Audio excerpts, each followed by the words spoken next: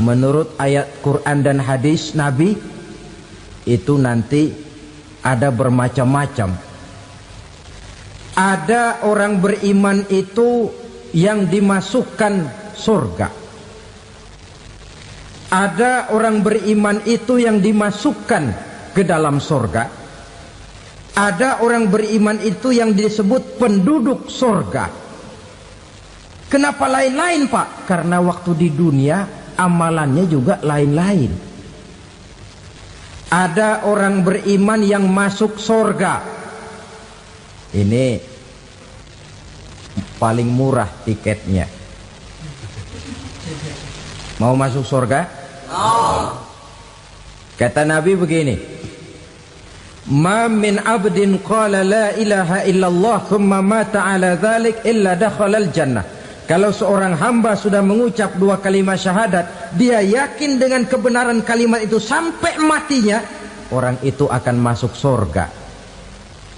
Abi Dzar yang waktu itu diajak bicara heran, ya Rasul kok gampang betul? Iya. Walaupun orang itu mencuri, iya. Walaupun orang itu berzina, iya. Biar dia mencuri, biar dia berzina, kalau dia sudah mengucap dua kalimat syahadat, dia yakin dengan kebenaran kalimat itu sampai matinya, itu orang akan masuk surga. Jadi masuk surga cukup dua kalimat syahadat, yakin sampai mati, masuk surga. Itu perkara masuk. Tapi kalau pertanyaannya diterusin, masuknya kapan, Pak? Nah, ini lain lagi urusannya. Sebab ada yang masuknya itu langsung, ada yang mampir dulu. Di sana tempat cuma dua, kalau tidak surga, neraka. Mau ke surga tapi mampir dulu, yang mampirnya jelas di neraka. Kenapa? Dalam hadis qudsi ada riwayat, nanti itu di akhirat, setelah Allah selesai mengatur penduduk surga masuk surga, yang neraka masuk neraka, Allah berkata kepada malaikat Malik, malaikat Malik, labaik ya Allah, itu bajingan-bajingan tengik, manusia-manusia durjana yang waktu di dunia tidak mau sujud, jauh dari ulama, gemar melakukan yang munkarat dan maksiat, hidup di tengah masyarakat selalu jadi bibit keonaran, kufur, sudah masuk neraka semua. Sudah ya Allah. Nah, kalau sudah, coba sekarang kamu masuk, Malik. Saya, iya, masuk neraka. Mau apa ya Allah? Kata Allah, akhriju minan nar man kana fi qalbihi misqala habatin min khardalin min iman. Kau masuk neraka, cari di dalam neraka orang-orang yang ada imannya walaupun kecil sebesar biji zarah, angkat mereka keluar. Masuk malaikat Malik ke neraka, cari orang yang ada imannya, korek-korek.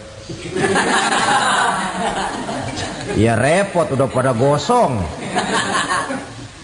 Yang ada imannya diangkat ke atas, yang ada imannya diangkat ke atas, lalu dimandikan di Nahrul Hayat, namanya sungai kehidupan di akhirat nanti.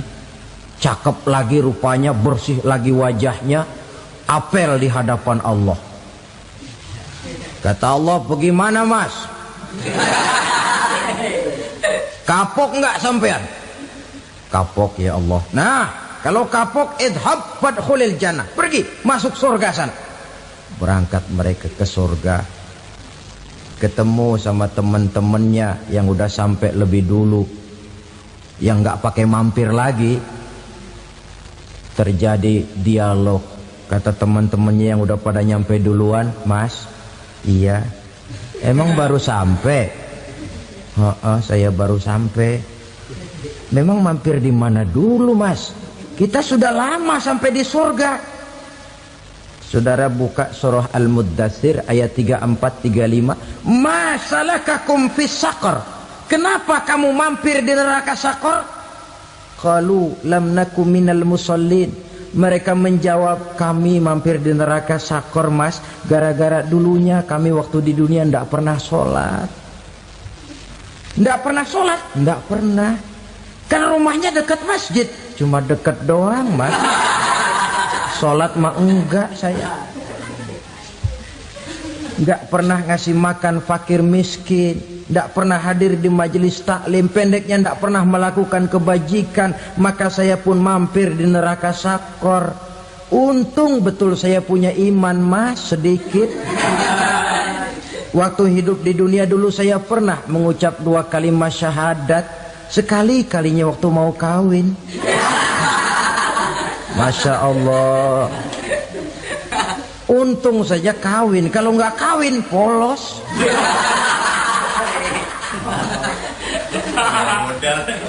Itu juga pengulu sudah setengah mati ngajarin. Asyhadu alla, asyaduaan, asyaduaan.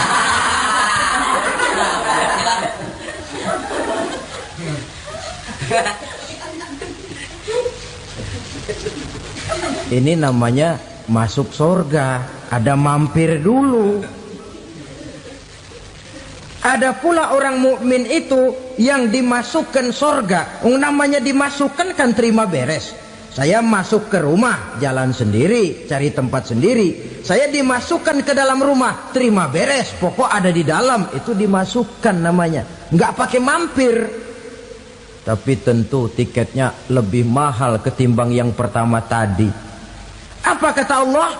Innal ladzina amanu wa amilus salihat la ukaffiranna anhum sayyi'atihim wa la udkhilannahum jannah. Sesungguhnya orang-orang yang beriman kemudian beramal soleh, kami hapuskan segala dosa dan kesalahannya, kami masukkan mereka ke dalam surga.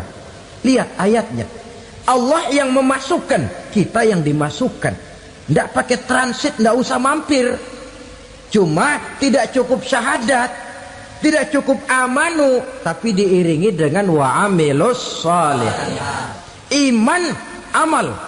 Tidak cukup syahadat, lalu dibuktikan dia sholat, dia zakat, puasa, lalu dia melakukan berbagai macam kebajikan.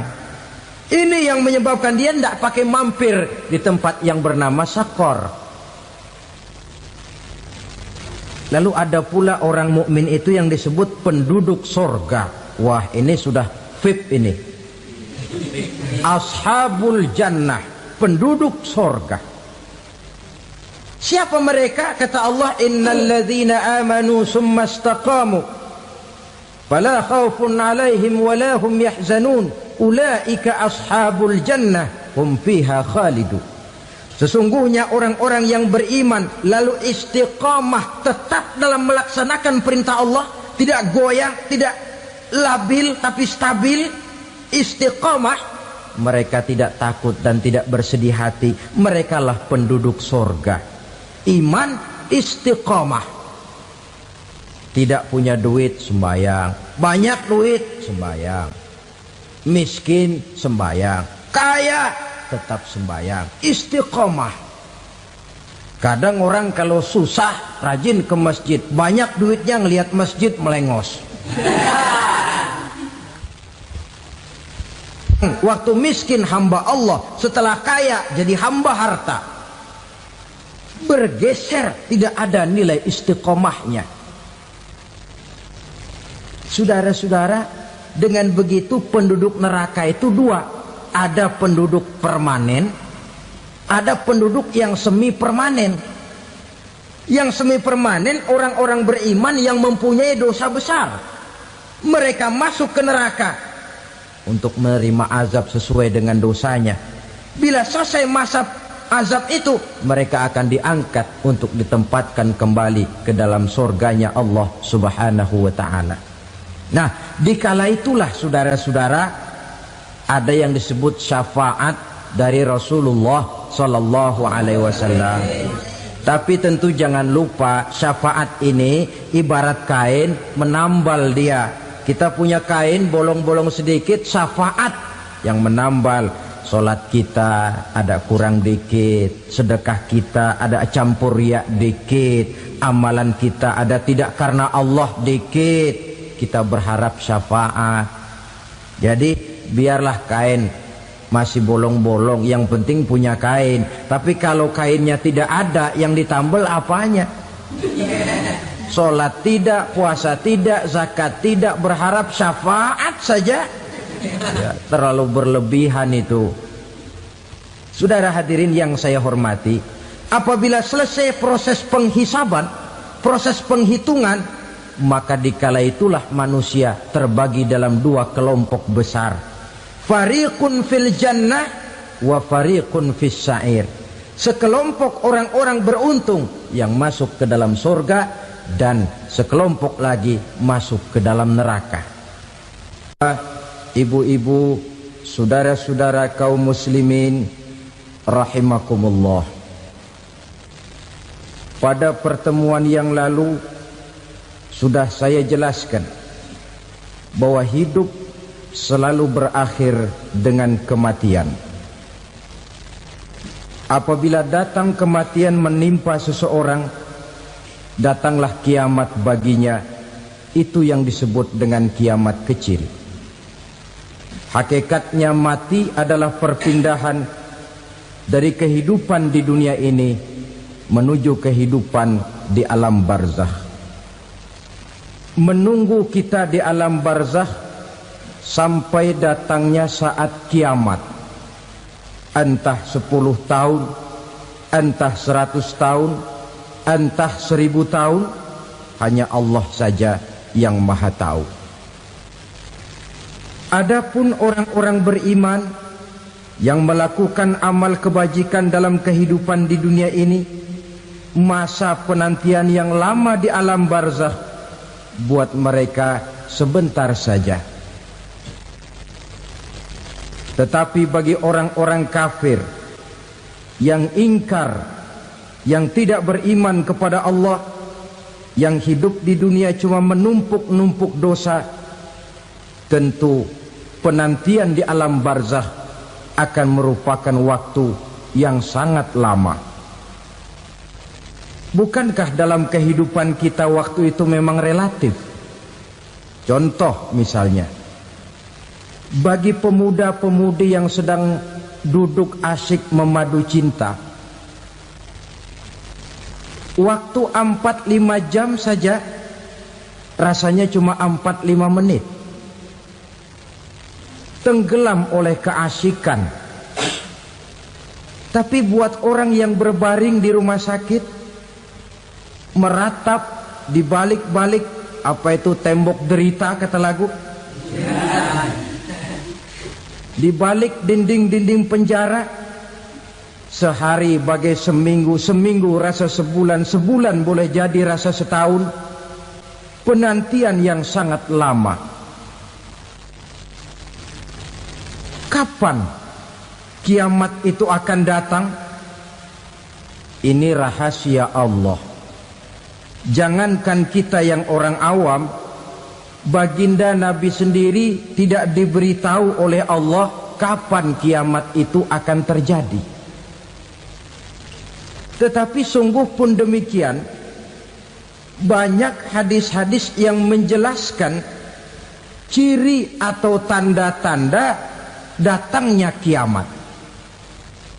Nah, kalau sudah bicara soal tanda, tanda kiamat itu ada dua.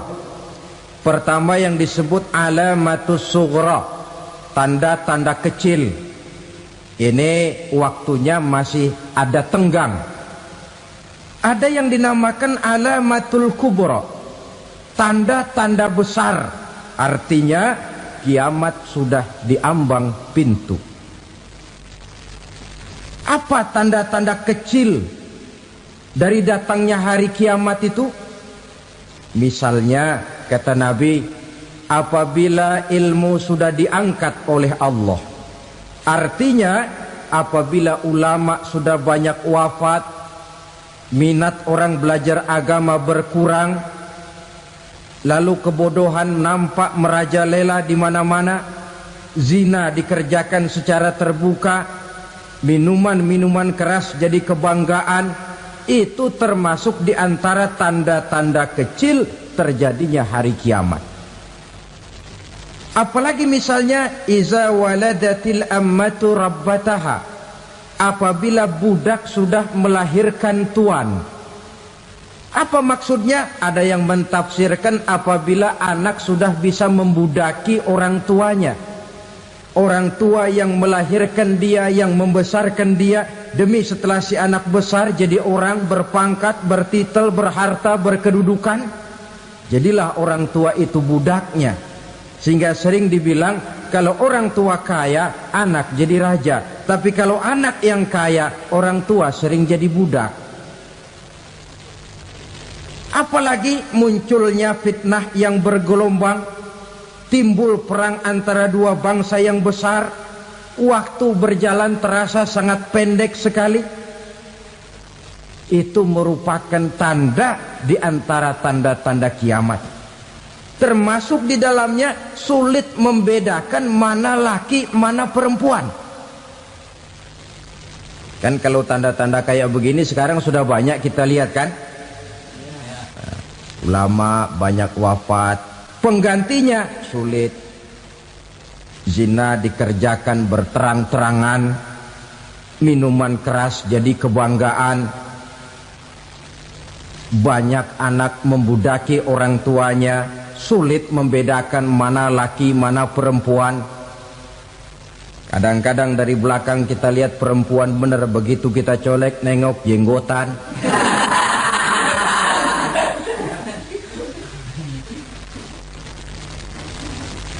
Ini termasuk tanda-tanda kecil. Masih ada tenggang sampai akan terjadinya kiamat itu. Nah, yang dimaksud dengan tanda-tanda besar, ini tanda besar artinya kiamat sudah diambang pintu. Pertama, matahari terbit dari sebelah barat. Apabila matahari sudah terbit dari arah sebelah barat, tertutuplah sudah pintu taubat. Bersabda Nabi kita, la taqumus sa'atu hatta tatlu'a syamsu min maghribiha. Tidak akan datang hari kiamat sampai matahari terbit dari arah sebelah barat. Fa iza tala'at, manakala matahari telah terbit dari arah sebelah barat, wara'ahan nasu, manusia banyak menyaksikan itu, amanu ajma'un, mereka pun lalu beriman. Yang tadinya kafir, yang tadinya ingkar, yang tadinya membangkang, setelah melihat matahari terbit dari sebelah barat, buru-buru beriman, berlomba-lomba mengucap dua kalimat syahadat. Tapi apa yang terjadi? Kata Nabi, wadzalika hina la yanfa'u nafsan imanuha lam takun amanat min qabl. Hari itu adalah hari yang iman sudah tidak berguna lagi bagi seseorang apabila sebelumnya memang dia tidak pernah beriman.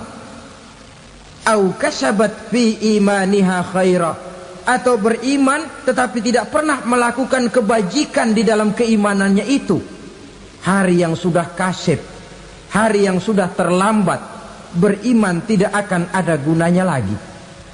Ini pelajaran buat kita. Sebelum sang surya terbit dari sebelah barat, sebelum nafas sampai di tenggorokan, artinya pintu taubat masih terbuka. Kalau dua hal itu sudah terwujud, nafas sudah sampai di kerongkongan atau matahari sudah terbit dari arah sebelah barat, tertutuplah sudah pintu taubat. Tak ada lagi gunanya pangkat, jabatan, harta, bahkan beriman pun dalam suasana macam itu. Too late, kata orang Kulon. Sudah terlambat. Matahari terbit dari arah sebelah barat. Itu tanda besar, artinya kiamat sudah diambang pintu. Lalu apalagi tanda besar? Munculnya Dajjal. Dajjal artinya pendusta-pendusta yang menyesatkan manusia. Ada dua macam Dajjal, saudara. Ada Dajjal kecil. Ini Dajjal kelas teri. Kalau ini sejak zaman Rasulullah sudah ada itu. Tiap zaman ada. Di zaman Rasulullah misalnya ada yang bernama Aswad al-Unsi dari Yaman. Ada yang namanya Musailamah Al-Kazzab dari Yamamah. Ada yang namanya Ibnu Sayyad dari Madinah. Ini dajjal-dajjal di zaman Rasul. Musailamatul Kazzab memproklamirkan diri jadi nabi dia. Di zaman Rasul masih hidup. Ini dajjal zaman Nabi. Di zaman sahabat muncul dajjal-dajjal. Di zaman kita sekarang ini dajjal-dajjal pun gentayangan. Dajjal-dajjal kelas teri. Kerjanya mendustakan manusia, menyesatkan manusia, memalingkan manusia dari jalan yang benar dan diridhoi oleh Allah Subhanahu wa taala.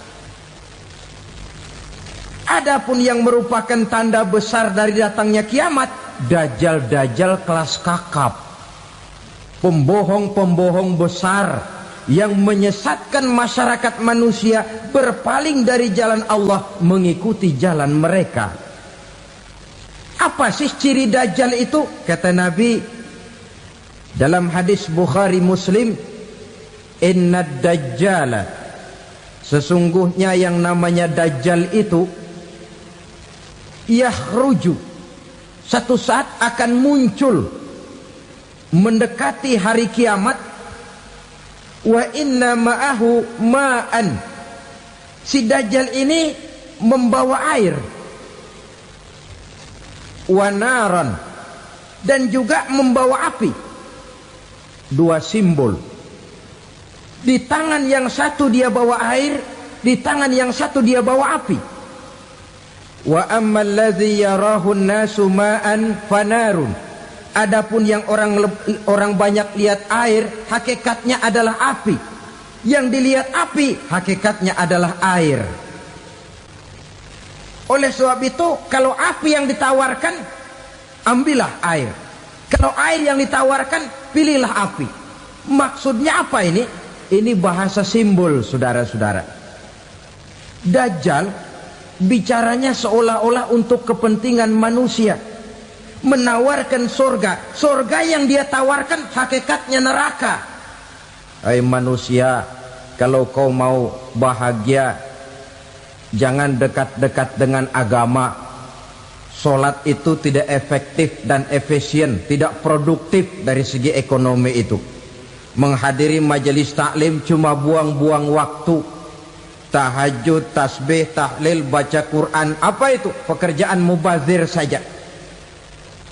Hidup ini cuma sekali, masa yang cuma sekali, manfaatkan dengan sebaik-baiknya. Mumpung, dibawanya sifat mumpung tetapi dalam pengertian yang sangat negatif. Bicaranya seolah-olah untuk kepentingan manusia, tetapi sebenarnya menjerumuskan manusia. Menawarkan air tapi sebenarnya api. Menawarkan api tapi hakikatnya air. Buat apa kamu sholat? Buat apa kamu bayar zakat?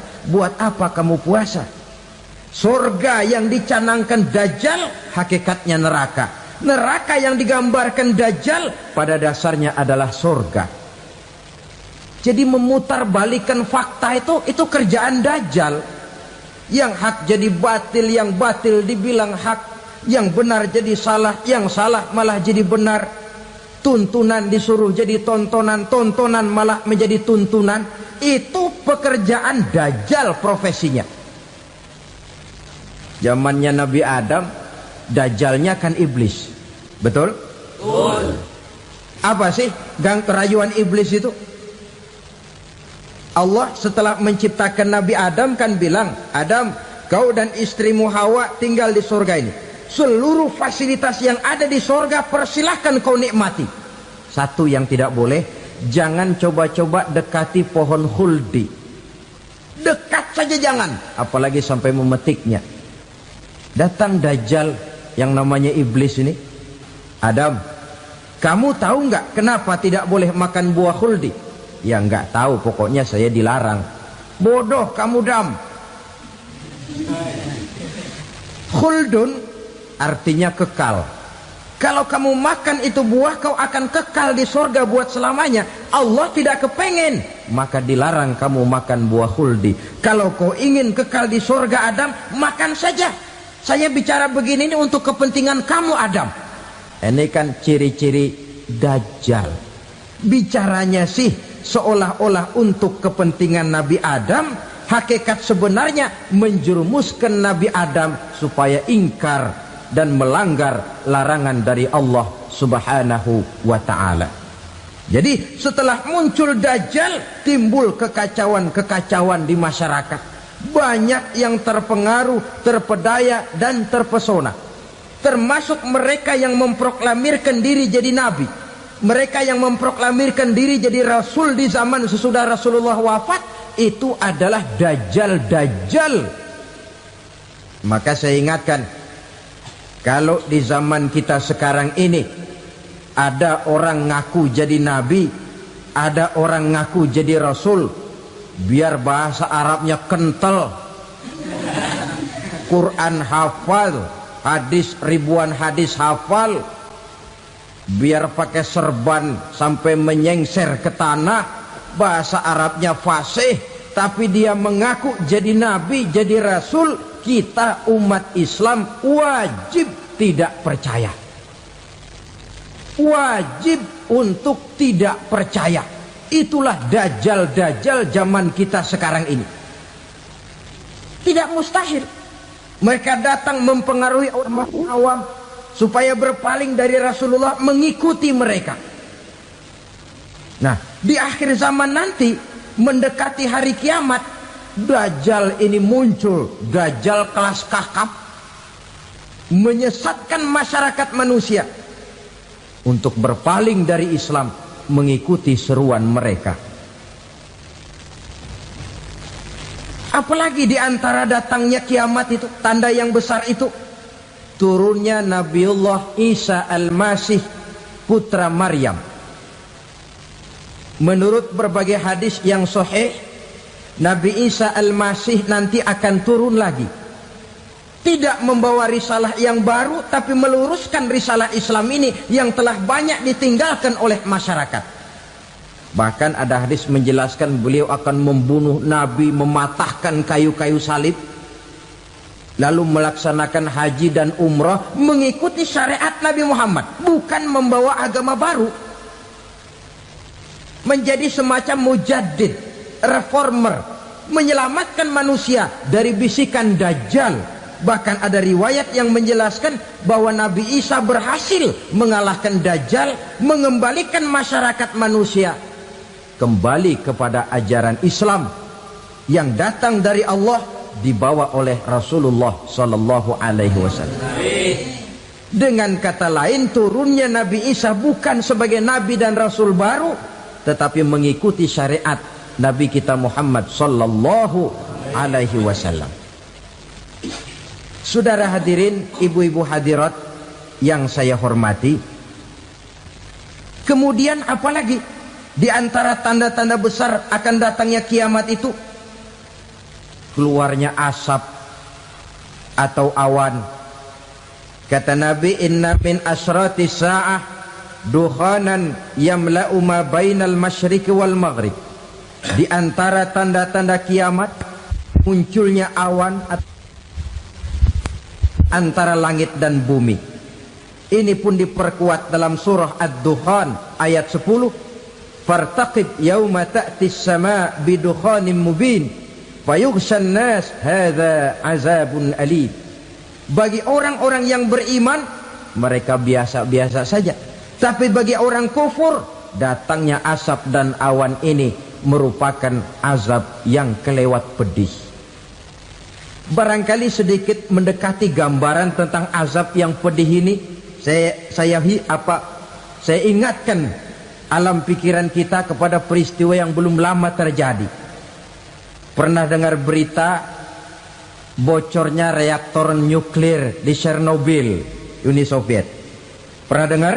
Nah, bocornya reaktor nuklir di Chernobyl yang mengakibatkan ratusan bahkan sangat mungkin ribuan nyawa.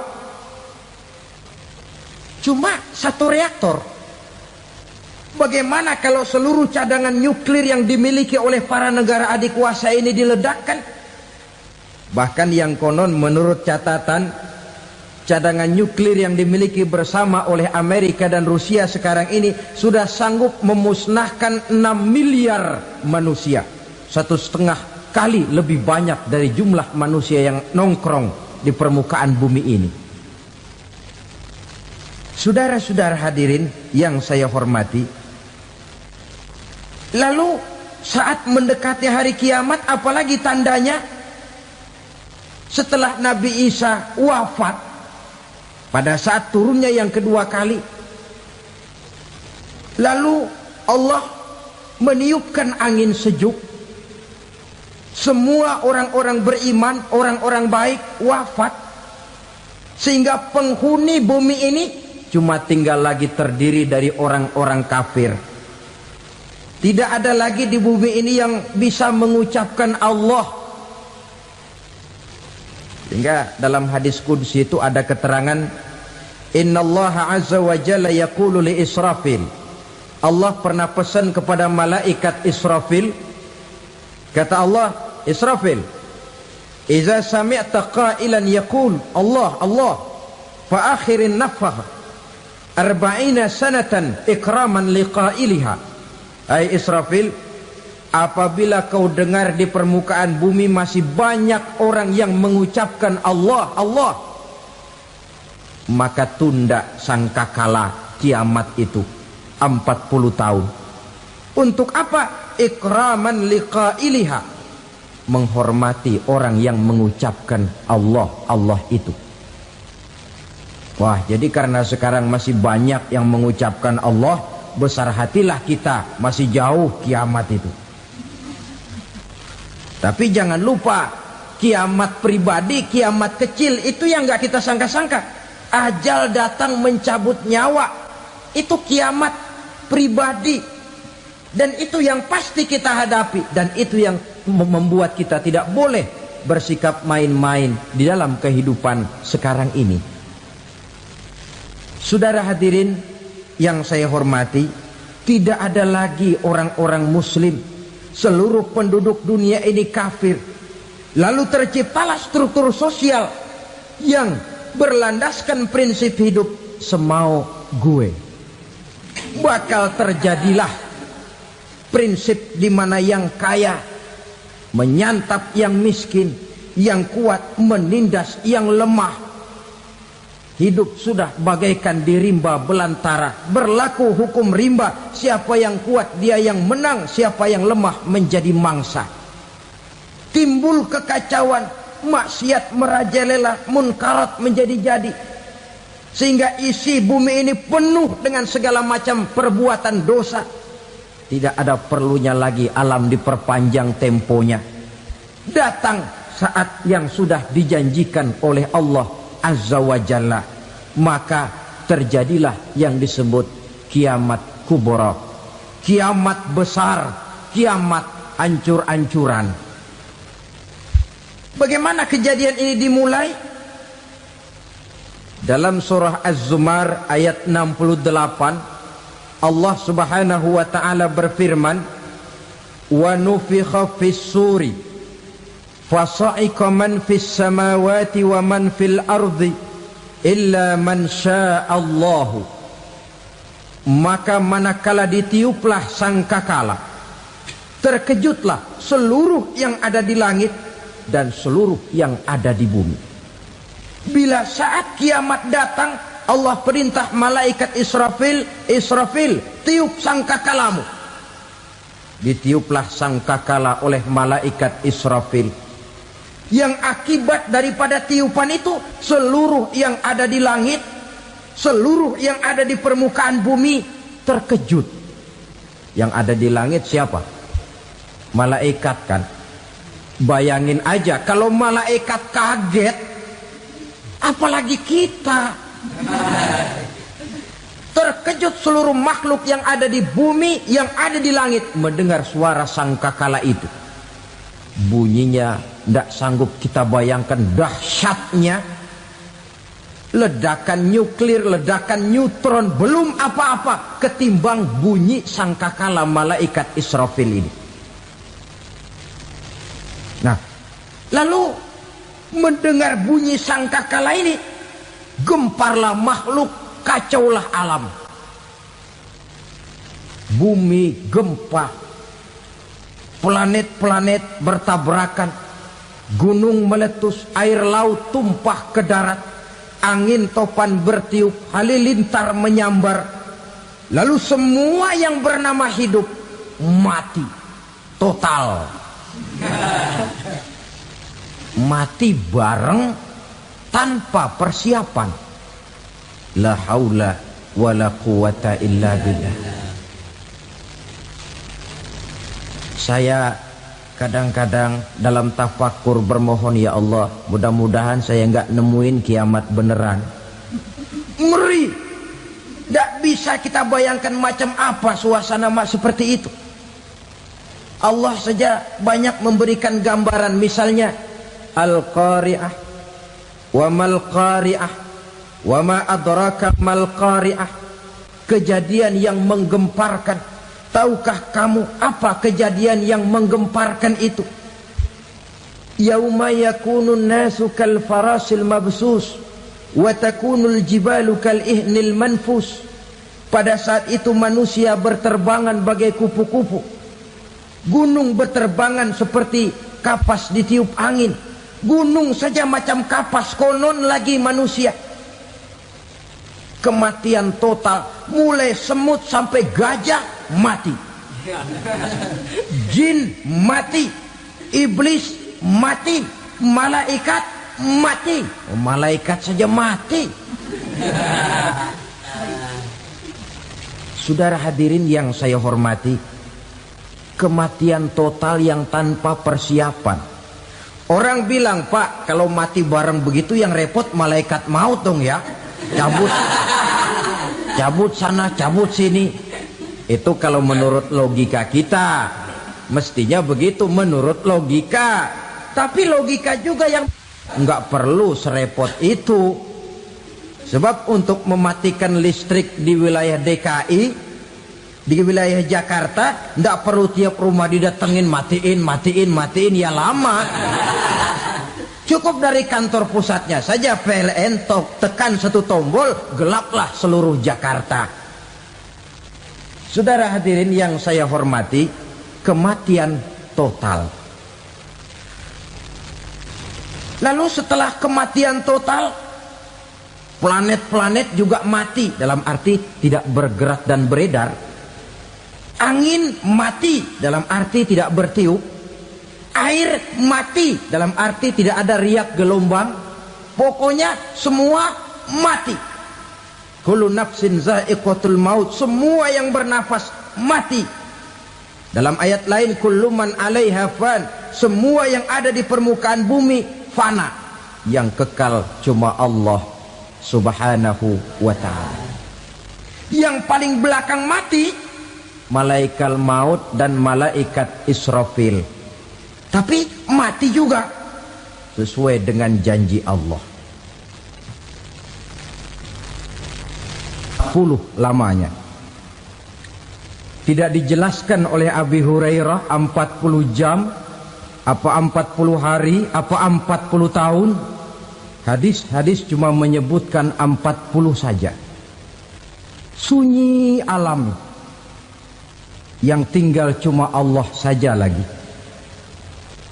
Ketika itu Allah berseru-seru, katanya, limanil mulkul yauma. Siapa para penguasa hari ini? Mana itu raja-raja dan penguasa yang dulu mengaku jadi Tuhan? Fir'aun. Mana Fir'aun sekarang? Yang dulu jadi raja, merasa berhasil, sombong, lalu tidak mau turun-turun dari kekuasaannya, sampai kepada puncak kekurang ajarannya mengangkat diri jadi Tuhan. Mana itu Fir'aun? Namrus. Mana sekarang Namrus? La ilaha illa ana. Ternyata tidak ada Tuhan lain selain daripada aku, kata Allah. Proses kemudian, saudara-saudara, turunlah hujan dari langit. 40 lamanya hujan itu. Tidak jelas juga 40 jam apa 40 hari. Setelah air turun membasahi, datanglah tiupan sangkakala yang kedua. Semua yang bernama mati bangkit dari kuburnya masing-masing. Ini yang disebut Yaumul Ba'thi, hari kebangkitan. Allahu Akbar. Pada saat kita bangkit dari kubur kita masing-masing, kumpul di padang mahsyar namanya. Bayangin aja, saya sendiri nggak sanggup bayangin. Manusia sejak zaman Adam sampai zaman kiamat kumpul bareng di tempat sama.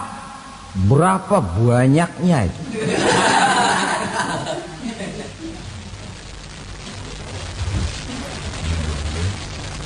Dan yang luar biasa menurut satu riwayat, pada saat bangkit itu, Masya Allah, roman muka kita berubah,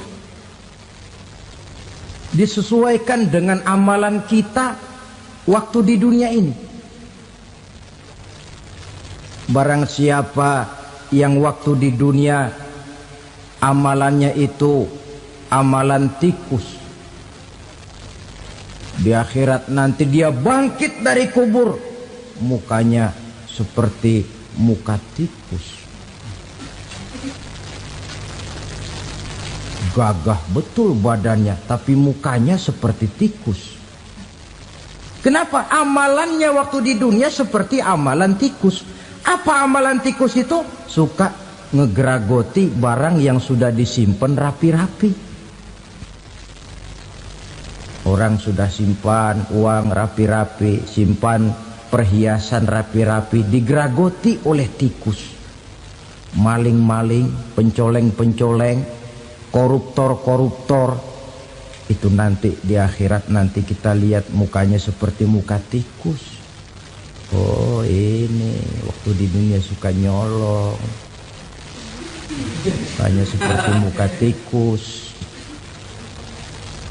Barang siapa yang waktu di dunia ini amalannya itu amalan macan, dia akan bangkit nanti mukanya seperti muka macan.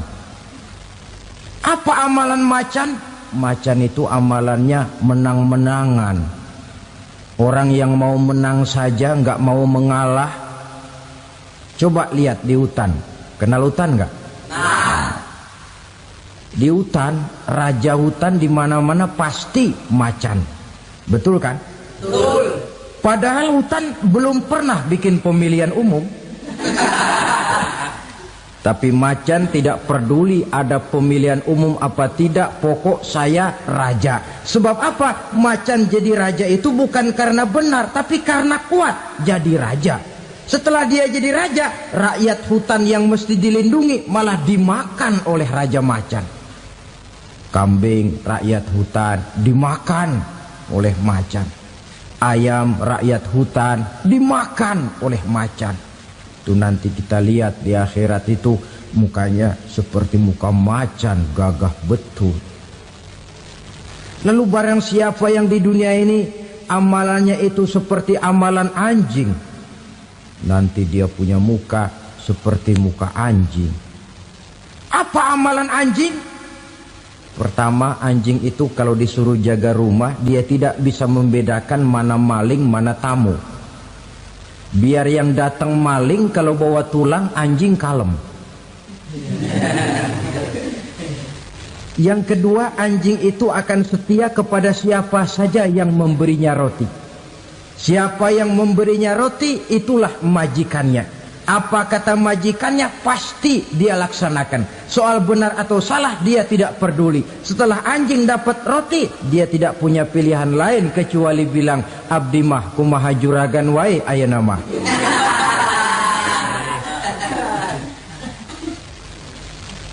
Saudara hadirin yang saya hormati, berkumpul di padang mahsyar, tiap orang sibuk dengan persoalannya masing-masing. Matahari waktu itu didekatkan oleh Allah. Panas luar biasa. Ada yang saking panasnya itu mencucurkan peluh keringat sampai sebatas mata kakinya. Ada yang keringatnya sampai sedengkulnya. Ada yang keringatnya sampai sepusatnya. Ada yang keringatnya mengalir sampai sebahunya. Ada yang kelelap oleh keringatnya sendiri, sementara orang di sampingnya nggak apa-apa. Bergantung lagi amalan dia waktu di dunia ini. Saudara-saudara, sebagian orang dalam kepanikan padang mahsyar berombong-rombong datang mereka menghadap Nabi Adam. Ya Adam, anta abal bashar. Hai Adam, Tuhan adalah bapak moyang manusia. Kami sebentar lagi akan disidang, dimintakan pertanggungan jawab. Tolonglah kami, hai Adam. Kata Nabi Adam, jangankan nolongin sampean, saya sendiri tanggung jawab di hadapan Allah ketika dulu tidak boleh makan khuldi, saya serobot. Sudahlah, urus diri masing-masing saja, nafsi. Begitu kata Nabi Nuh, begitu kata Nabi Ibrahim. Tiap orang bertanggung jawab sendiri-sendiri. Ketika itulah saudara-saudara, nikmatnya menjadi umat Nabi besar Muhammad sallallahu alaihi wasallam. Sebab apa? Walaupun menurut abjad kita ini umat paling belakang, paling belakang kita ini toh, karena Nabi Muhammad adalah Nabi akhir, tapi akan dihisap lebih dulu, lewat di atas sirat lebih dulu, masuk surga lebih dahulu ketimbang umat-umat belakangan. Ketika Rasul mendekati ajal, beliau tanyakan itu kepada malaikat Jibril. Malaikat Jibril berkata, Muhammad jangan khawatir, Allah sudah berjanji, inni haramtul jannata ala sairil anbiya hatta tadkhulaha anta, wa haramtuha ala sairil umami hatta tadkhulaha ummatuka. Surga aku haramkan buat seluruh nabi kecuali kalau engkau Muhammad sudah masuk ke dalamnya, dan surga aku haramkan buat seluruh umat kecuali kalau umatmu Muhammad sudah masuk ke dalamnya. Logikanya, walaupun menurut abjad kita umat paling belakang, bakal dihisap paling dulu, lewat di atas sirat paling dulu, masuk surga paling dulu, kalau mampir ke neraka juga paling dulu. Ya resiko. Jangan mau enaknya aja paling dulu. Saudara hadirin yang saya hormati, setelah masa kebangkitan itu jangan dikira begitu bangkit langsung diperiksa. Masih menunggu menanti ribuan tahun perhitungan padang mahsyar untuk sampai kepada proses yang disebut yaumul hisab, hari perhitungan. Seorang demi seorang bakal dipanggil. Bayangkan saja, kita se-RT saja di absen, kadang-kadang perlu waktu lama. Ini manusia sejak zaman Nabi Adam sampai datang hari kiamat, satu demi satu disidang di hadapan Qadhi Rabbul Jalil. Status sosial copot sudah waktu itu. Yang pernah jadi hartawan di situ tidak lagi kelihatan kehartawanannya. Yang pernah jadi jenderal tidak lagi dipanggil jenderalnya. Yang ustadz tidak lagi dipanggil al-mukarramnya. Seluruh status sosial selesai. Dipanggillah kita seorang demi seorang menghadap Qadhi Rabbul Jalil. Bagaimana proses penghisaban itu? Pertama, proses tanya jawab. Di antaranya ada hadis menyatakan, lan tazula qadama 'abdin yaumal qiyamah hatta yus'ala an arba'i khisalin. Besok di hari kiamat tidak akan bergeser telapak kaki seorang hamba sampai dia ditanya lebih dulu tentang 4 persoalan. Tentang ilmunya, kemana ilmu itu diamalkan. Tentang umurnya, di mana umur itu dihabiskan. Tentang masa mudanya, kemana masa muda itu dipakai. tentang hartanya, dari mana harta itu didapat dan kemana harta itu dibelanjakan. Ini termasuk proses tanya jawab. Jadi kalau istilah pengadilan dunia, nama Fulan bin Fulan. Kamu waktu di dunia diberikan umur panjang untuk apa? Pernah mengalami masa muda, kemana kau habiskan masa remajamu? Kau diamanahkan ilmu, dengan apa ilmumu kau amalkan? Kau diberikan harta, dari mana harta kau dapat, kemana kau belanjakan? Tak seorang pun yang bisa mungkir. Sebab apa? Dikala itu yang menjadi saksi bukan orang. Yang menjadi saksi adalah seluruh anggota badan kita. Tangan bicara, kaki jadi saksi terhadap seluruh amalan yang pernah kita kerjakan pada saat kehidupan di alam dunia ini. Selesai proses tanya jawab, lalu diperlihatkan buku catatan kita waktu hidup di dunia ini. Jangan lupa Allah itu menyiapkan 2 superkomputer kepada kita. Sebelah ditempelin sebelah kanan, yang sebelah tempelin di sebelah kiri. Komputer itu namanya Raqib dan Atid. 2 malaikat yang apabila baik kita lakukan, refleks saja akan menulis kebajikan kita. Jahat kita kerjakan, akan tertulis. Catatan itu nanti diperlihatkan kepada kita. Waduh, alangkah malunya pada saat diperlihatkan catatan kita, buku rapot kita merah melulu. Barangkali diperiksa sambil diomelin, brengsek lo. Buku merah melulu begini, bagaimana waktu hidup di dunia? Tidak cukup diperlihatkan buku catatan kehidupan, rekaman kehidupan. Rekaman kehidupan kita secara utuh sejak terlahir sampai ajal datang merenggut nyawa. Barangkali mirip dengan video sekarang ini, di mana terekam dengan baik seluruh kegiatan kita sejak yang sekecil-kecilnya sampai kepada yang sebesar-besarnya. Untuk kemudian kita pun menerima balasan. In khairan fa khairun wa in syarran fa syarrun. Kalau baik ya baik balasannya, kalau jahat ya jahat juga balasannya. Catatan-catatan kita diberikan. Kalau banyak kebajikannya diberikan di tangan kanan dengan cara yang halus. Kalau banyak kejahatannya diberikan dari sebelah kiri atau dilempar dari belakang. Itulah sebabnya sejak di dunia ini kita sudah mohon kepada Allah. Ketika berwudu membasuh tangan kanan, apa kita bilang? Allahumma a'tini kitabi biyamini wa hasibni hisaban yasira. Ya Allah, berikan saya kitab di tangan kanan, dan kalau saya memang perlu dihisap, hisaplah saya yang seringan-ringannya. Tangan kiri berlindung kita kepada Allah. Jangan sampai diberikan kitab di tangan kiri atau dari arah sebelah belakang. Wa'udzubika an tu'tiya kitabi bishimali aw min warai zuhri, dari arah sebelah belakang. Na'udzubillah min dzalik. Setelah selesai lewat proses penghisaban, lewat mizan, timbangan, maka yang sudah selesai dihisab itu bergeraklah menuju sirat, jembatan yang terbentang menuju surga melalui neraka. Saudara-saudara, panjangnya perjalanan sirat itu memakan waktu ratusan tahun. Tetapi orang yang lewat di atas sirat pun macam-macam, bergantung amalannya ketika di dunia ini. Ada yang lewat di atas sirat itu kal barqil khatib, seperti kilat yang menyambar, lep, sudah sampai dia di surga.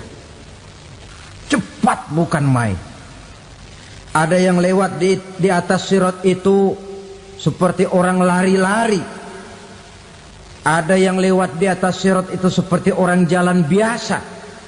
Ada yang sambil merangkak, ada yang sambil ngesor, ada yang sambil gelayutan, ada yang selamat sampai ke ujung ke surga, ada yang tergelincir jatuh masuk ke dalam neraka, bergantung amalannya dalam kehidupan di dunia sekarang ini. Tiap kita akan melewati yang namanya sirat ini. Saudara-saudara kaum muslimin yang saya hormati, dengan demikian mereka yang selamat melalui sirat sampai ke terminal akhir surga, mereka yang ketika dihisab ternyata banyak kejahatannya daripada kebaikannya, mereka singgah di dalam neraka. Nah, adapun orang-orang yang beriman menurut ayat Quran dan hadis Nabi itu nanti ada bermacam-macam. Ada orang beriman itu yang dimasukkan surga. Ada orang beriman itu yang dimasukkan ke dalam surga. Ada orang beriman itu yang disebut penduduk surga. Kenapa lain-lain, Pak? Karena waktu di dunia amalannya juga lain-lain. Ada orang beriman yang masuk surga. Ini paling murah tiketnya. Mau masuk surga? Kata Nabi begini, ma min abdin qala la ilaha illallah thumma mata ala dhalik illa dakhalal jannah. Kalau seorang hamba sudah mengucap dua kalimat syahadat, dia yakin dengan kebenaran kalimat itu sampai matinya, orang itu akan masuk surga. Abi Dzar yang waktu itu diajak bicara heran, ya Rasul kok gampang betul? Iya, walaupun orang itu mencuri, iya, walaupun orang itu berzina, iya, biar dia mencuri, biar dia berzina, kalau dia sudah mengucap dua kalimat syahadat, dia yakin dengan kebenaran kalimat itu sampai matinya, itu orang akan masuk surga. Jadi masuk surga cukup dua kalimat syahadat, yakin sampai mati, masuk surga. Itu perkara masuk. Tapi kalau pertanyaannya diterusin, masuknya kapan, Pak? Nah, ini lain lagi urusannya. Sebab ada yang masuknya itu langsung, ada yang mampir dulu.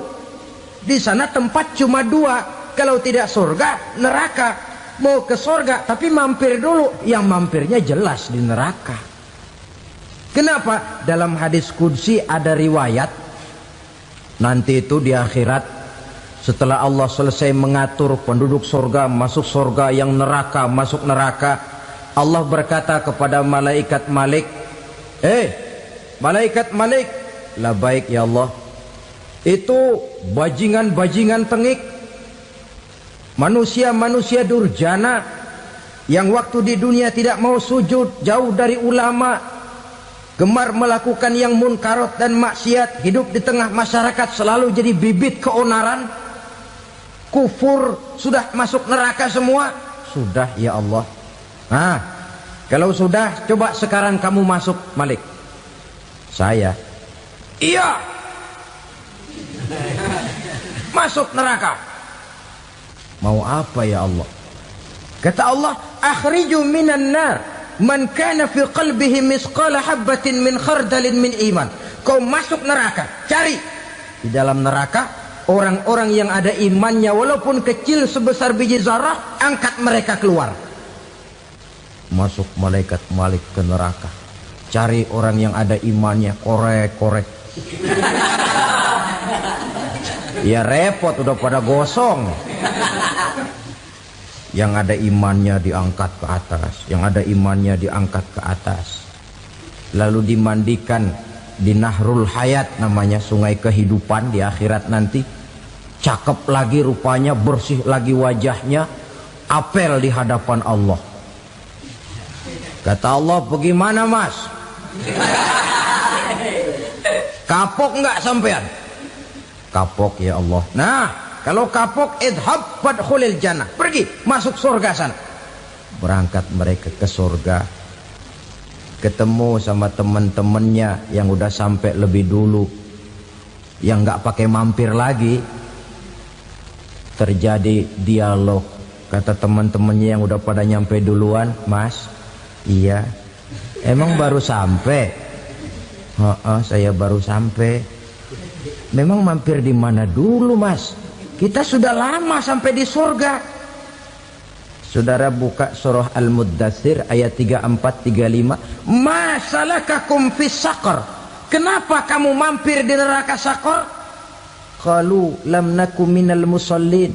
Mereka menjawab, kami mampir di neraka Saqar, Mas, gara-gara dulunya kami waktu di dunia tidak pernah sholat. Tidak pernah sholat? Tidak pernah. Kan rumahnya dekat masjid. Cuma dekat doang, Mas. Sholat mah enggak saya. Enggak pernah ngasih makan fakir miskin, enggak pernah hadir di majelis taklim, pendeknya enggak pernah melakukan kebajikan. Maka saya pun mampir di neraka Saqar. Untung betul saya punya iman, Mas, sedikit. Waktu hidup di dunia dulu saya pernah mengucap 2 kalimat syahadat. Sekali-kalinya waktu mau kawin. Masya Allah. Untung saja kawin. Kalau nggak kawin polos.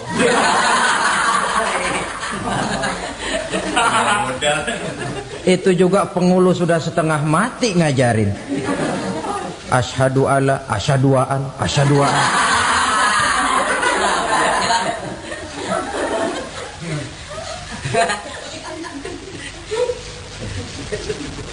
Ini namanya masuk surga, ada mampir dulu. Ada pula orang mukmin itu yang dimasukkan surga. Namanya dimasukkan kan terima beres. Saya masuk ke rumah, jalan sendiri, cari tempat sendiri. Saya dimasukkan ke dalam rumah, terima beres, pokok ada di dalam, itu dimasukkan namanya. Nggak pakai mampir. Tapi tentu tiketnya lebih mahal ketimbang yang pertama tadi. Apa kata Allah? Innal ladzina amanu wa amilus salihat la ukaffiranna anhum sayyi'atihim wa la udkhilannahum jannah. Sesungguhnya orang-orang yang beriman kemudian beramal soleh, kami hapuskan segala dosa dan kesalahannya, kami masukkan mereka ke dalam surga. Lihat ayatnya. Allah yang memasukkan, kita yang dimasukkan. Tidak pakai transit, tidak usah mampir. Cuma tidak cukup syahadat, tidak cukup amanu, tapi diiringi dengan wa'amilus salih. Iman, amal. Tidak cukup syahadat, lalu dibuktikan dia sholat, dia zakat, puasa, lalu dia melakukan berbagai macam kebajikan. Ini yang menyebabkan dia tidak pakai mampir di tempat yang bernama Saqar. Lalu ada pula orang mukmin itu yang disebut penduduk surga. Wah, ini sudah VIP ini. Ashabul jannah, penduduk surga. Siapa mereka? Kata Allah, innal ladzina amanu summa istaqamu fala khaufun alaihim wala hum yahzanun ulaika ashabul jannah hum fiha khalidun. Sesungguhnya orang-orang yang beriman lalu istiqamah, tetap dalam melaksanakan perintah Allah, tidak goyang, tidak labil tapi stabil, istiqamah, mereka tidak takut dan tidak bersedih hati. Merekalah penduduk surga. Iman, istiqamah.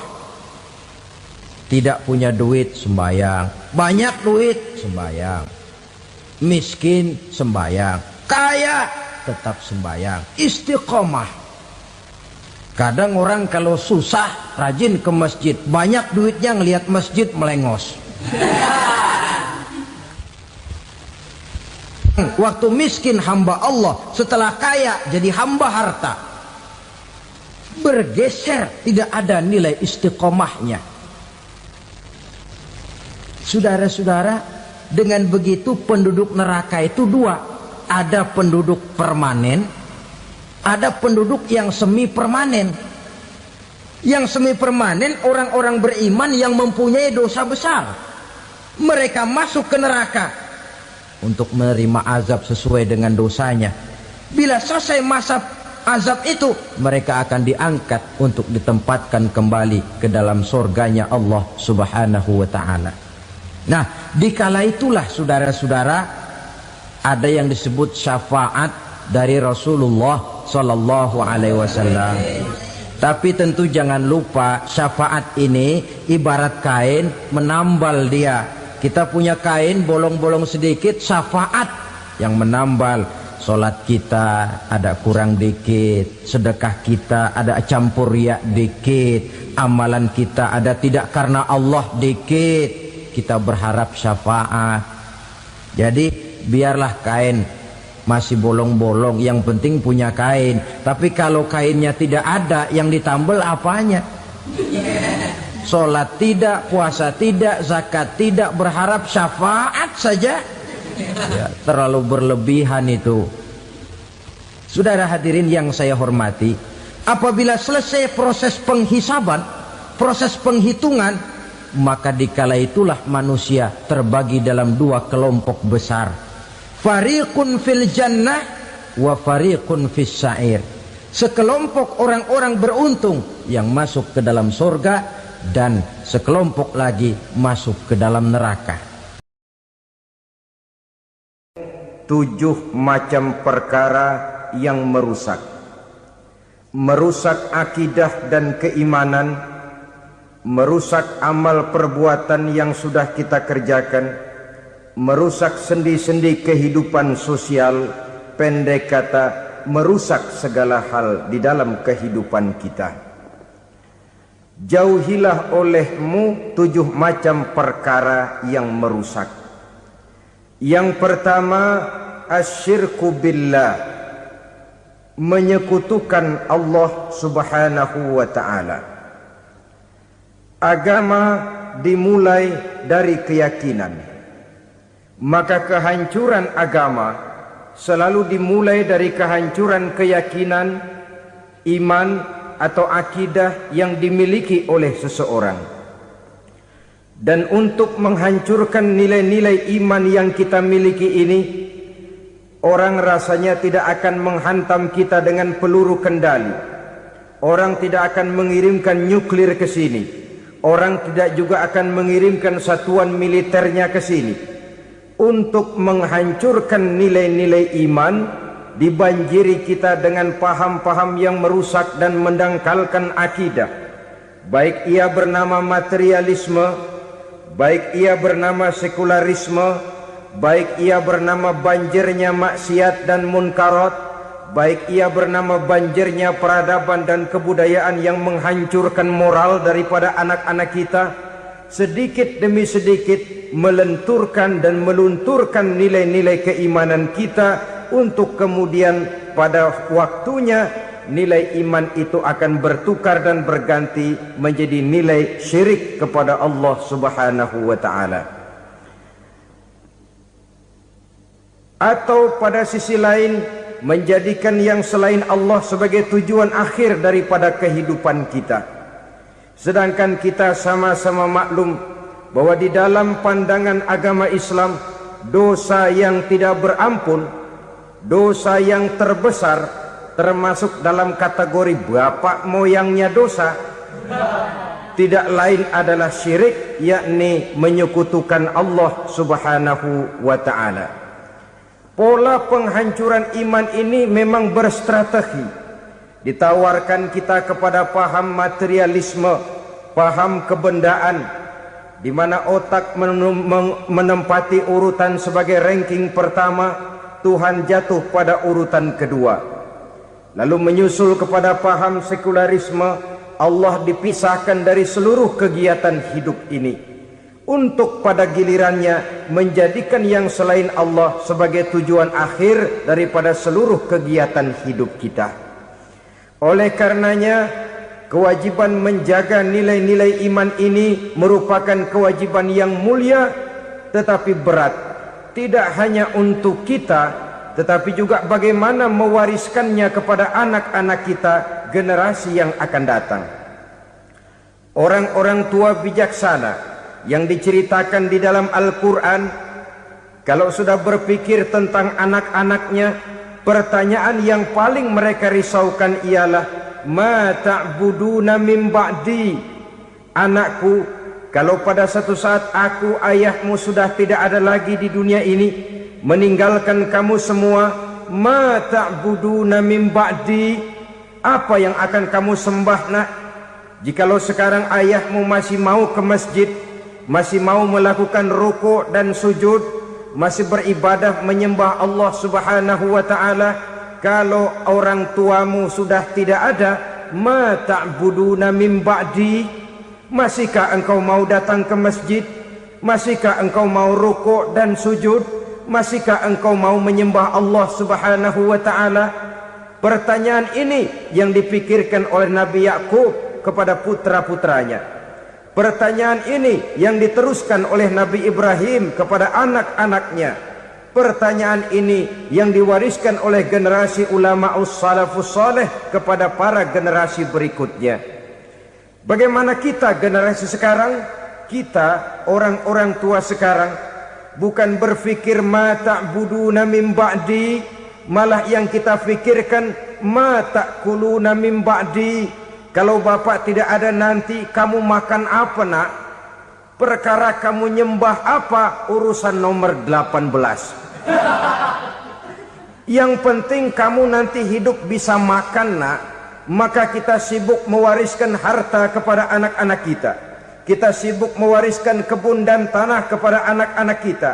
Kita sibuk mewariskan pabrik kepada anak-anak kita, sementara kita lupa mewariskan intan yang paling mahal, mewariskan mutiara yang paling berharga, yaitu nilai iman kepada Allah Subhanahu wa ta'ala. Alangkah baiknya apabila warisan harta, warisan tanah dan kebun, warisan rumah dan pabrik didasari lebih dahulu dengan mewariskan nilai iman kepada Allah Subhanahu wa ta'ala. Sebagai orang-orang tua, kita boleh bersedih kalau anak kita tidak mengerti komputer. Kita boleh bersedih kalau anak kita tidak mengerti matematika. Kita boleh bersedih kalau anak kita tidak mengerti bahasa Inggris. Tapi sewajarnya lebih bersedihlah kita orang tua jikalau mempunyai anak yang tidak kenal Allah sebagai Tuhannya, yang kemudian tidak mau rukuk dan sujud kepada Allah Tuhannya. Itulah kemalangan yang paling malang bila kita meninggalkan generasi yang tidak bertauhid kepada Allah Subhanahu wa ta'ala. Betapapun anak kita tidak ngerti komputer, saudara, paling-paling kerugiannya cuma kerugian dunia. Masuk dia ke alam barzakh, munkar nakir tidak akan sempat tanya kau belajar komputer apa tidak. Kumpul dia di padang mahsyar, malaikat juga tidak akan tanya matematikamu nilainya berapa. Yang ditanya kau kenal Allah, kau rukuk dan sujud kepadanya, kau pernah datang ke masjid. Oleh karena itu sekali lagi, menjaga nilai iman tidak hanya untuk kita, tetapi juga mewariskannya kepada anak-anak kita, generasi yang akan datang. Sungguh kemalangan yang paling besar apabila kita meninggalkan anak-anak kita. Mereka kita tinggalkan lemah ekonominya, itu tidak baik. Mereka kita tinggalkan lemah otaknya, itu pun akan membuat mereka tertinggal oleh yang lain. Tapi yang paling celaka, jikalau kita tinggalkan mereka dalam kondisi lemah imannya, rapuh akidahnya, tidak baik dan tidak betul keyakinan hidupnya. Oleh karena itu Nabi berpesan, jauhilah 7 perkara yang merusak. Yang pertama, syirik kepada Allah Subhanahu wa ta'ala. Menyekutukan Allah baik dalam ucapan, dalam keyakinan, ataupun dalam perbuatan. Ini perkara pertama yang termasuk 7 perusak besar di dalam kehidupan. Kalau sudah jatuh kita ke lembah syirik, bagaimanapun banyak kebaikan yang kita kerjakan, berjiwa sosial, bertangan pemurah, gemar menolong orang lain, kalau memang dasarnya syirik, maka seluruh kebaikan kita akan hancur, tidak akan ada nilainya dalam pandangan Allah Subhanahu wa ta'ala. Dalam pandangan manusia, mungkin kita dicatat sebagai orang sosial, gemar menolong orang lain, tidak berpangku tangan melihat orang yang mendapat kesulitan, tapi oleh karena dasarnya syirik, dasarnya tidak mentauhidkan Allah, maka seluruh nilai kebaikan yang kita kerjakan tidak akan ada nilainya dalam pandangan Allah Subhanahu wa taala. Maka jagalah iman kita jangan sampai dihinggapi penyakit syirik yang bagaimana kecilnya sekalipun. Sekali lagi, baik syirik dalam bentuk ucapan, syirik dalam bentuk keyakinan, sampai kepada syirik dalam bentuk perbuatan, kita berhindar kepada sifat-sifat yang sedemikian itu. Karena apa? Dalam satu ayat Quran Allah Subhanahu wa taala menjelaskan, innallaha la yaghfiru ayyushraka bih wa yaghfiru ma duna dzalika liman yasha. Allah tidak akan memberi ampun kepada orang-orang yang menyekutukannya, tapi Allah masih mau memberikan ampun kepada dosa-dosa yang selain itu bagi orang-orang yang dikehendakinya. Dosa selain syirik, apabila kita bertaubat, Allah masih mau mengampuni. Tapi kalau sudah jatuh ke tempat syirik, itu sudah dosa yang tidak berampun. Taubatnya tidak lain melepas syirik, kembali kepada tauhid, berkeyakinan bahwa hanya ada Allah Subhanahu wa taala, Tuhan satu-satunya yang lam yalid wa lam yulad wa lam yakul lahu kufuwan ahad. Tidak beranak, tidak pula diperanakkan, dan tidak satupun yang dapat menyerupai Tuhan Allah Subhanahu wa taala. Saudara-saudara kaum muslimin rahimakumullah, bahwa kita di zaman sekarang memang tidak menyembah berhala, ya. Bahwa kita tidak berterang-terangan mengatakan Tuhan lebih dari satu, memang. Bahwa kita tidak berkeyakinan Tuhan itu punya anak atau diperanakkan, tentu. Tapi dalam perbuatan dan i'tiqad, kita kadang-kadang jatuh tanpa kita sadari ke tempat yang bernama syirik ini. Oleh karenanya, di zaman di mana teknologi makin canggih, di mana kemajuan pembangunan makin menjangkau berbagai aspek kehidupan, diperlukan keseimbangan antara kemajuan fisik material dengan kemajuan mental spiritual. Apabila tidak ada keseimbangan, yang terwujud tentulah kepincangan, yang diawali dengan pincangnya cara kita berpikir, sehingga pada akhirnya akan mengarah kepada pincangnya cara kita berbuat dan bertindak di dalam kehidupan kita. Oleh karena itu, Nabi berpesan, jauhilah sifat syirik, karena syirik merupakan dosa yang teramat besar.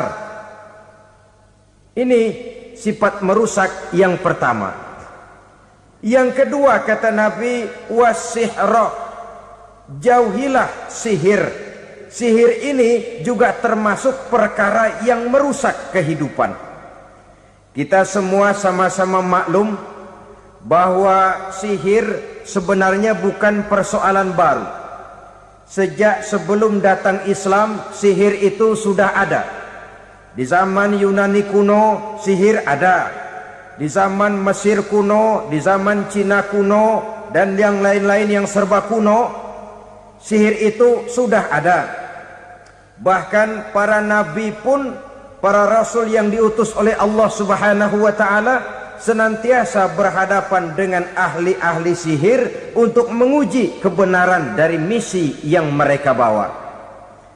Sihir adalah perbuatan di luar kebiasaan yang bisa dikerjakan oleh ahlinya dengan bantuan jin atau setan.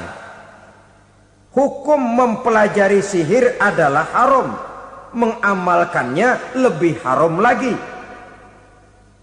Sebab itu saudara-saudara, sihir merupakan perbuatan merusak yang harus kita jauhi.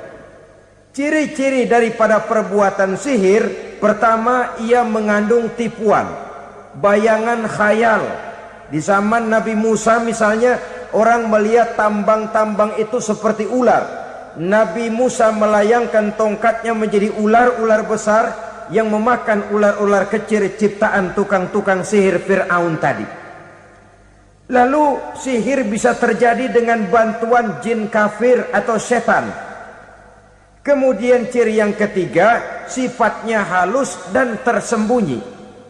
Taruh kata ada seorang ahli sihir yang mempergunakan ayat-ayat Quran sebagai jompa-jampe, sebagai baca-bacaan, itu cuma sekedar kedok.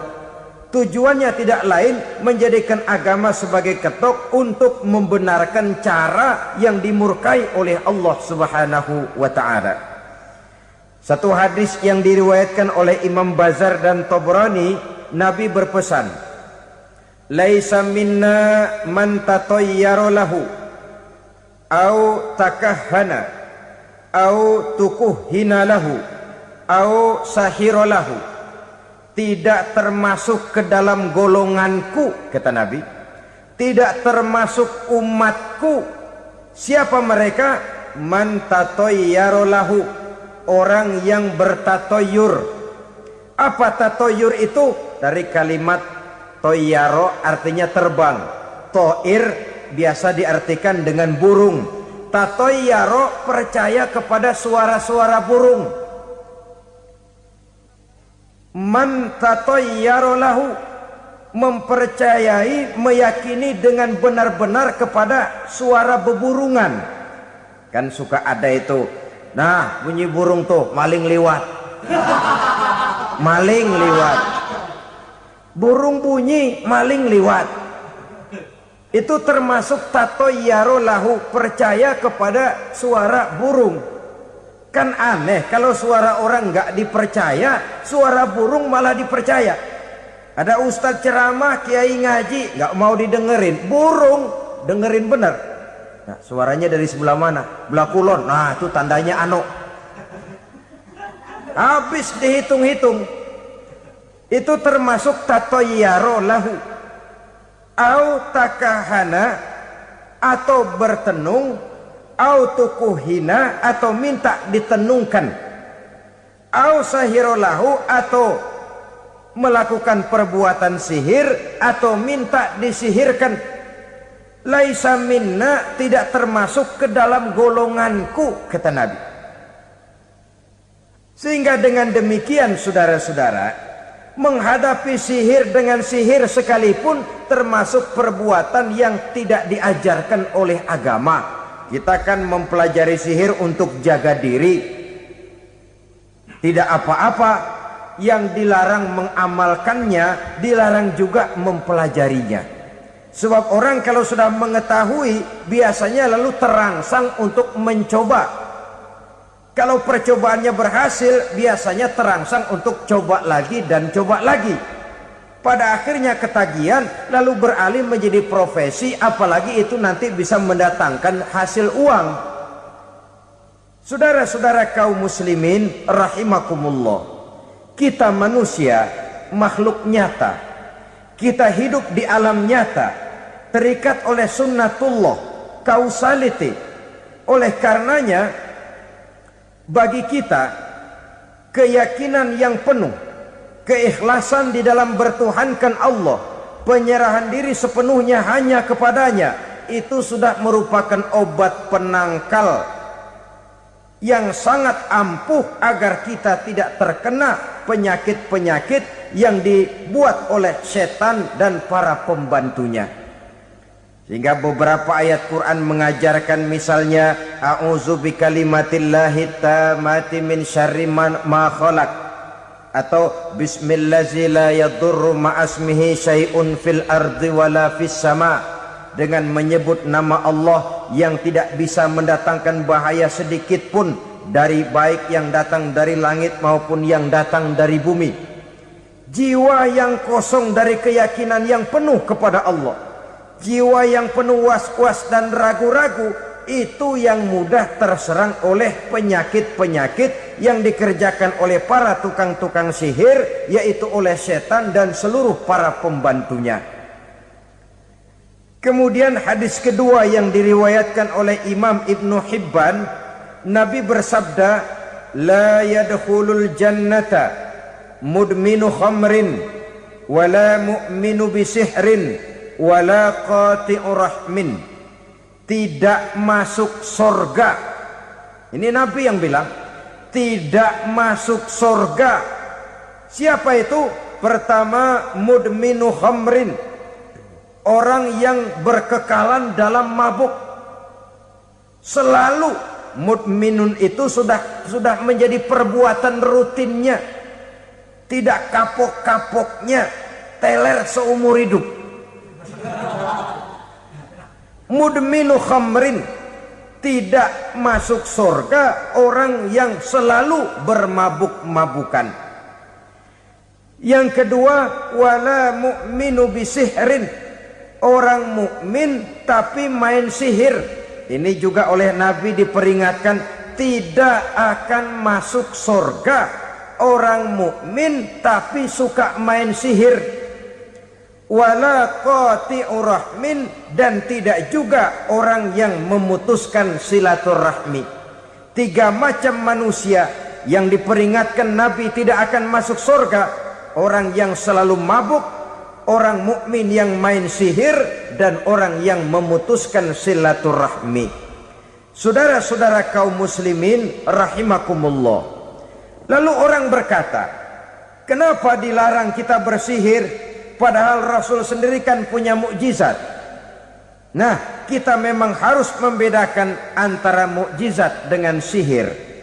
Dalam kehidupan agama kita kenal ada yang namanya mukjizat, ada yang namanya karomah atau keramat biasa diucapkan, ada yang namanya maunah, ada yang namanya irhas, ada juga yang namanya sihir.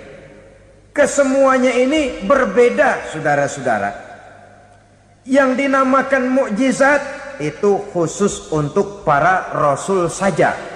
Satu kejadian luar biasa yang terjadi dilakukan oleh rasul atas izin dari Allah Subhanahu wa taala.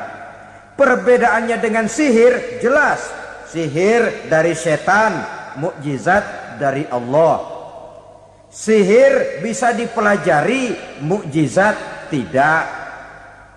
Sihir umumnya untuk maksud-maksud yang tidak baik, sedangkan mukjizat untuk memperkuat kebenaran yang disampaikan oleh para rasul dan ditentang oleh umatnya.